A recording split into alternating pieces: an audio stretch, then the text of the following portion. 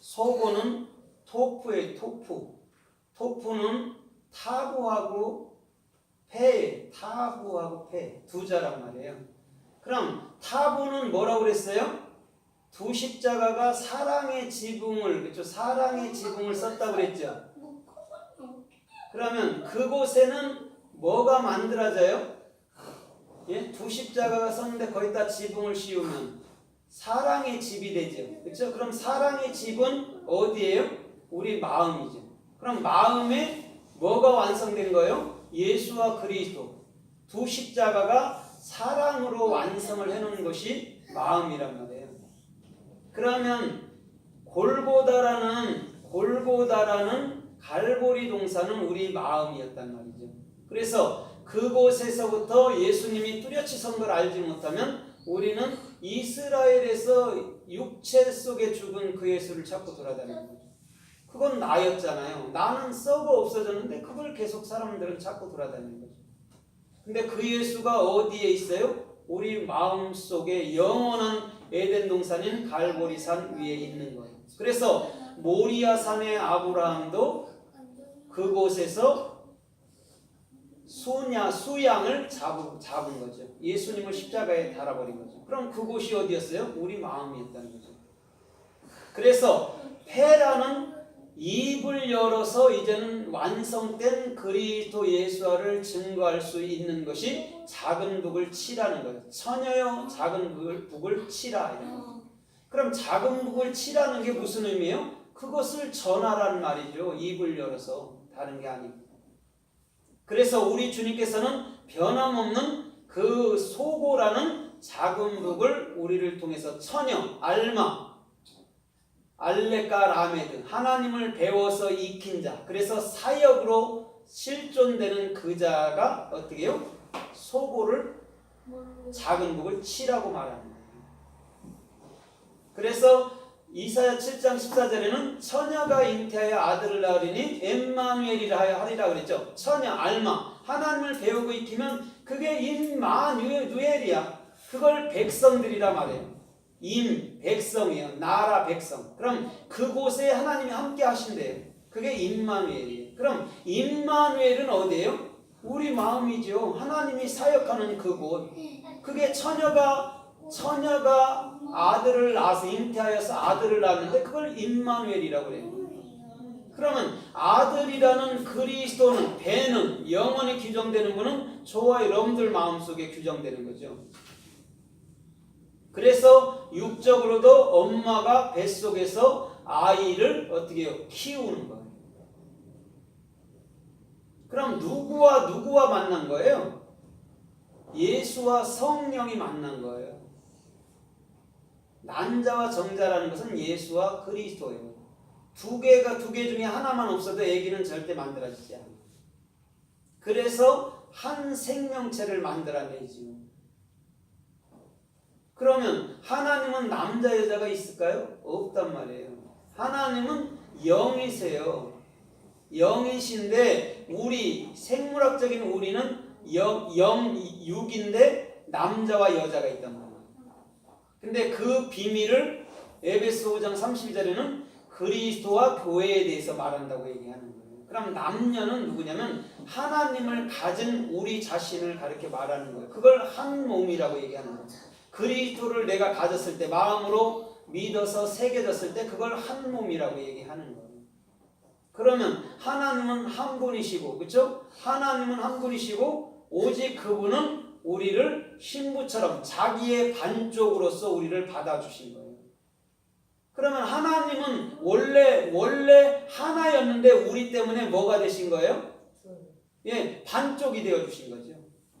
남자로 오신 거잖아요. 그래서 우리는 여자로서 그분을 가질 때 온 한쪽이 된단 말이에요. 그걸 하나님이라고 얘기하는 거예요. 근데 요즘엔 뭐 하나님을 뭐 여자 하나님, 남자 하나님 이렇게 만들잖아, 이 사람들이. 그죠? 그러면 남자와 여자는 결국 뭐예요? 한 사람이 있다는 거죠. 한 사람. 그래서 오늘 처녀여 작은 걸 치라고 말합니다. 제 말씀죠. 그래서 처녀는 하나님을 배우는 자는 항상 토프가 있어야 돼요. 마음에 완성된 그분. 그래서 그분으로 인해서 나라는 부정에서 이제는 거룩함으로 돌아온 거예요. 그래서 처녀는 이스라엘 사람들이 얘기할 때는 다 부정하다고 그래요. 씨가 없기 때문에. 반쪽 자리를 누가 온전하다고 봐주겠어요. 씨를 가져야 그때에 뭐가 돼요? 여자가 되고 진짜 여자가 되고 그때에 진짜 어머니가 되는 거예요. 그럼 여자는 어머니가 되지 않으면 여자일 필요가 없는 거죠. 어머니가 돼서 반드시 예수 그리스도는 아기를 낳아야 되는 거죠. 그것이 여자의 본분인 거예요. 그거 없으면 아무리 이쁘고 아무리 멋있어도 그건 가짜인 거죠. 그래서 우리 주님은 지금도 토프라는 작은 북을 치라고 말씀하는 거예요. 그러면 이 작은 북은 어쩔 때 제가 항상 잔치자리에서 친다는 거예요. 그럼 그 잔치자리는 뭐냐면 주님과 나와의 결혼식장이란 말이죠. 돌잔치든 회갑잔치든 우리가 결혼하는 잔치는 다 똑같은 거예요. 그곳에서 우리 주님은 반드시 우리 마음속의 목표로서 완성이 되고 또한 그 완성된 것을 이제는 입을 열어서 말할 수 있는 자, 그게 처녀예요. 그래 교회는 어머니인데 처녀가 토프라는 작은 북을 완전히 소유했을 때 그걸 교회 어머니라고 얘기하는 거예요. 그래서 교회는 여성명사고 성령이 여성명사로 오신 거예요. 성령은 누굴 돕는 자예요? 예수를 돕는 자죠. 교회를 돕는 자잖아요. 그래서 성령이 예수의 영인 성령이 친히 교회가 되어서 그 예수를 돕는 자로 나타나게 되는 거예요. 그래서 오늘도 우리 주님께서는 변함없이 작은 복을 쳐라. 누구야? 처녀야. 교회야. 너희야. 이렇게 말해요. 그러면 성서에서 어떻게 우리가 소고라는 작은 복이 쓰였는가 우리가 좀 살펴보자고요. 창세기서 31장 27절에 보면 야곱이 라헬과 레아와 모든 식구들과 모든 동물들을 데리고 밤에 몰래 떠납니다. 라반 몰래. 그때 라반이 그를 3일 길 뒤쳐졌는데 추격해서 따라잡았어요.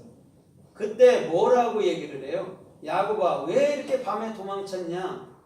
네가 간다 했으면 작은 북을 치면서 잔치를 베풀고 풍류소리와 함께 너를 보내지 않을까봐 이렇게 도망갔냐? 이렇게 얘기를 했어요. 거기에 작은 북인 토프가 쓰였단 말이에요. 그러면 라반은 야곱에게 무엇을 원했던 거예요? 토프라는 완성된 그 중심, 예수 그리스도로 완성된 그 중심을 요구했던 거죠. 다른 게 아니고. 그것이 신앙이야. 그게 믿음 생활이야. 그게 삶이야라고 라반은 가르쳐 주는 거예요. 그래서 오늘도 저와 여러분들의 중심이 변함없이 작은 북을 칠 때에 우리 주님께서는 그곳에 함께 계신다는 거예요. 그래서 잔치자리에는 항상 토프가 있는 거예요. 그래서 출애굽기 15장 20절에도 보니까 14장에서 애국 군대를 다 물에 수장하고 난 이후에 모세가 찬양하고 또 미리암이 찬양을 하죠. 근데 미리암이 뭐를 잡고 찬양을 해요? 소고. 작은 북을 잡고 찬양했다고 얘기했어요. 그때 뒤따르는 여인들의 무리들이 다 소고를 잡았다고 얘기했어요. 그것은 오늘 사도행전 2장에서 탄생된 교회들을 예표하고 있는 줄 믿습니다. 그래서 여자들만 얘기하는 거예요. 왜? 우리 교회는 다 100% 여자잖아요. 신랑을 가진 여자란 말이에요.